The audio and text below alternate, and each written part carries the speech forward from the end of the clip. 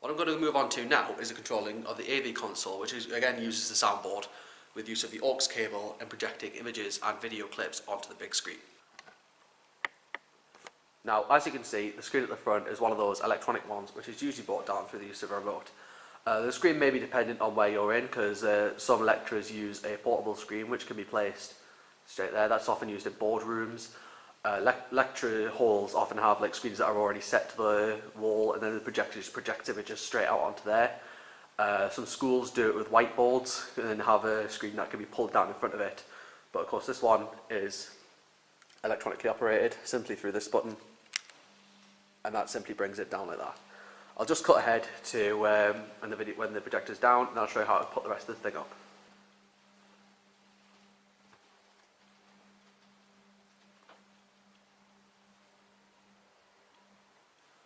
Alright, so now the screen's down, I'm going to show how to set the projector up and get images projected straight onto that screen. Now, as I showed earlier in the tutorial, there was this projector setting thing up at the top of the cupboard. All you have to do is make sure that it's set to the right set PC setting to make sure the right one is being projected out onto the screen. This lit up one here says Rear PC, which is where we are now. That's the important one that needs to be on to make sure that my computer, which is plugged in here, is the one to be turned on. Other ones can be activated as well, but they of course take away the ones that are already there. So front PC, that would be a computer plugged in at the front. Rear HD, which is again just putting this one here but in a higher quality, and the same with the front HD here. It's the same kind of thing. But seeing as we're here, we're going to keep it to the rear PC. Again, this one here, rear video, that's in case you got like a DVD player plugged in, which is there is one below right here from, but we're going to keep it as it is with the rear PC here, and that will keep the projectoring out from my computer. Now, before we start up the computer, we want to make sure that it's plugged into some sort of projector source to make sure it comes onto the projector. Now, as located here, there is a VGA cable, there we go, which will be plugged into the computer, which then projects the images out onto the screen. Of course, other options you can have for this would be an HDMI cable, which on my laptop here will be plugged into a slot right here. But the only one they have here in the church is a VGA, so I'll just have to go with this. So while my computer is turned on, there is still no picture up on the projector. This is because the projector still hasn't been turned on. This is a very simple process. All you have to do is rely on this remote here. Often it would require you to point up at the projector, but this one is plugged into a cable which is projected directly to the projector, which would have it turned on without having to be pointed at it. Let's plug that back in. So all I have to do is press the on button here, and that turns on the main projector. And now the screen. So now that I've pressed the on button, the screen will start warming up, so it'll just take a little while it happens.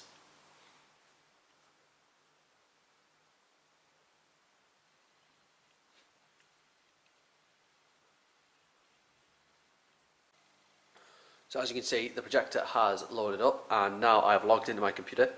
What I currently have is the setting of duplicate, where what is shown on the computer will also be shown on the projector screen. There are several different settings you can have to have the setting like this. The one here can be used for showing video footage or simple documents that you want up there. Other settings that I have, I can include with my computer, as I can see here. There are many methods to do this, but the one simple one I have is by pressing F10. And on the side comes this opening logo for projection. So I can have PC screen only. What that does is that turns off the projector screen and keeps only the PC with what is on the screen. Duplicate, which I had on it earlier, which once again copies exactly what's on this screen onto that screen. And then there is extend, which is a different kind of setting. What this does is it is for things like presentations. All you really see is the poster or the wallpaper, as you can see, because as you can see there was all those icons around the Ready Player One poster, but now there is just nothing there and just the poster and any icons along the bottom. And the final one is second screen only. This therefore turns off what's on the PC, but therefore shows what is on the projector. This is probably the least used one, I think, out of all of them, because you don't really need it so much. This would probably only be useful if you have the computer at the front of the place and you want to make sure people don't distract their attention from the big screen and want to keep it onto the little screen. It's just so it's not coming out of both screens at once, really. But what I'm going to do is I'm going to change it back to duplicate. That's seen there, take a little while to do it. There we go. Yeah, there we go. So now it's back on duplicate, so that is there. So now that I've set up the projector, one of the things I probably want to do is play some video footage out of it. And that's very simple. Everything that will be played on my laptop will be copied straight to the projector. So I'm going to do is open the file document here. What I have is some random footage of trains at the Hayden Grange area near Darcy Park, where the training ground is. I filmed this bit of footage just to use as a sample piece. So as you can see, the projected image is exactly what will be seen on my laptop, as seen down here. Now, of course, if I'm going to play this now,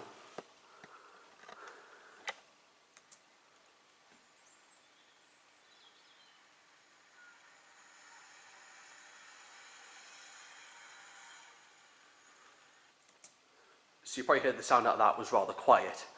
This is because the computer isn't yet plugged into any sound system, so although people would hear it down here at the back of the church, you bring it up towards the front, it wouldn't be heard so much because people aren't there to actually see the sound hearing.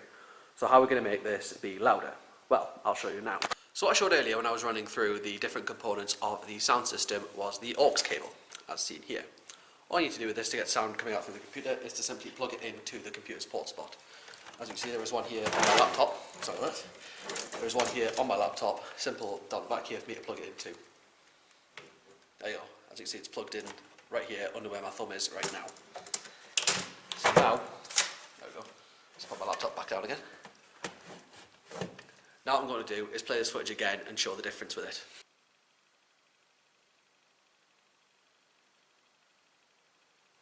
You see, there's a problem here. I'll just pause the video again. What you probably noticed is that there was no sound coming out of the system. There is a simple reason behind this, and we want to look into why this is happening and how you can make sound come out of the system again as normal. So as I showed earlier on the system, there are these two blue knob levers here. These ones simply need to be turned up to activate the sound console, the aux cable. That is simply the one that's used for this case.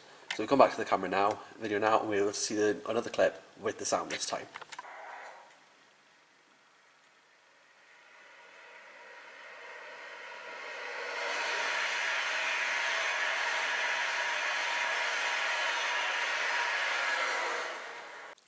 So as you can see, that third clip there sounded a lot better because of the main thing was plugged into the aux system and the sound was turned up. This therefore made the sound come up through the speakers and the right sounds was heard and everyone around the room would be able to hear it. The same thing applies again with lecture halls, university, talk rooms, anything like that, anything that has video content. That's all the simple thing is to do. You need to make sure your system is turned up and it's at the right level where everyone can hear it, and it's not, obviously it's not too loud, you're going to break the speakers. But it's very simple. You just have to make sure it's turned up, make sure the right sounds are coming out, and that everyone can hear it. It'll also work again with say you're playing a DVD through that thing. Again, you need to have the same thing. Sound's all turned up, everything's okay. So the final use of this console that I'm going to show is the use of a presentation. As you can see here, I've got a presentation about British Rail locomotives, just with several different slides which talk about several different classes of British Rail locomotives seen in all these different slides here.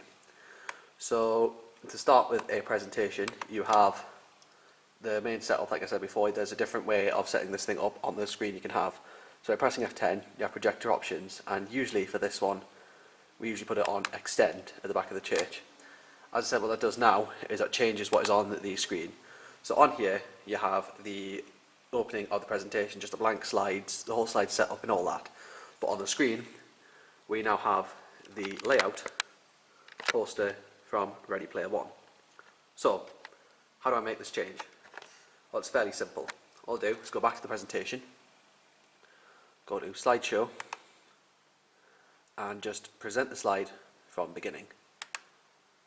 And by showing that, we get this whole setup on the slide here, but on the big screen, we get a regular shot of the presentation. This, of course, remains the same as the slide goes on through. As you see, I've got the history slide, that's all there, still as that. But if we look down at the computer again, it's all a setup side of the presentation. This works advantageous as well because the presenter can see what the next slide is on the presentation without the whole thing being shown on there. So the presenter knows what's coming in the next slide, but this is not therefore shown to everyone else further on. This becomes useful in the church because we use it to display hymns and different stages of the service. So therefore, back here, whoever's operating the system, know which stage of the service is coming next. So say you have the sermon, and we'll know what hymn is coming next, hour being the hymn, and it'll show that there's still another verse of the hymn to go. Another advantage here as well is there's the notes section. As you can see, there's no notes on this slide about the history of locomotives, but there is one here on the Class 04. So this, therefore, if this was in a presentation of someone, the reader could be reading out about the Class 04 from the system, and therefore read from the notes here exactly more than what's just on the slides. There's a full bit of exactly what to say and everything that's there, all the different designs, all the bits of facts about the engines, while what remains here are the basic materials that the rest of the people, all they really need to see and know about the different locomotives. This is of course different throughout. I haven't done this all the way through for all these slides, but again, it just remains kind of the same all the way through. Class 08, nothing there. Class 17, no that. It's all kind of just the same. A couple of these I put notes on, like the one here. Again, with the note, it's got the notes on here, but on the wall, on the screen here, it all remains the same. There's just the simple little details and one small trivia fact about the engine. There we go. So that was a simple guide on how to set up an AV console and sound desk. What I'm going to quickly show now is how to shut the thing down so you know it's all completely switched off and ready to put away. So the first main thing is you want to do is you want to turn off the projector. That's simply done by pressing this button, which will turn anything off. These two buttons are the main two important buttons when turning on and off the projector. The rest of these are just for other little features the projector can have. The only main ones you would probably see someone else using would be the input one, as that chooses the right, make sure it's all coming out the right section. The shutter one, because that therefore turns off what's on the screen, and the freeze button located here, as that's what's frozen there. But what I'm going to do is I'm going to put the projector onto standby now. So shutting the projector off is actually quite a different kind of process. What you have to do first, you have to press it first, and that gives you the option to power off. So say press it by mistake, but you don't really want to press it off, it stops you. But again, I'll do it again. Just have to press it twice, and the projector's off. Simple as that. The next stage is of course just shutting the main system down. As you can see, I use this button here in the corner to turn the system off. So I'll just press it again to turn it off, as I used to turn it on. And that turns everything main on the system off, and it's all ready to put away. So that was my full run through guide on how to use a audio-visual console and a sound desk. If you have any questions concerning the matter, please leave them down in the comments and I'll try to reply to them and answer them. And I hope you enjoyed watching this video. Thank you very much, guys.